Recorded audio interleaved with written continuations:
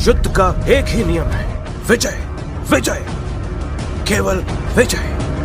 मैं कलिंग को जीतकर धरती का सबसे महान सम्राट बनना चाहता हूँ। यूनानियों की जय, भारतवर्ष की पराजय। यूनानियों की जय कहने में कोई बात नहीं। भारत की जय, अरे अमर की जय।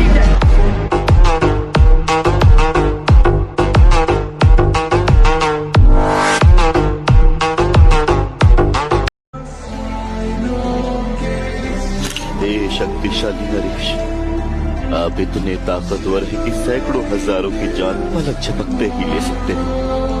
जरा अपनी ताकत दिखाते हुए इस मरे हुए बच्चे में जान डाल दो।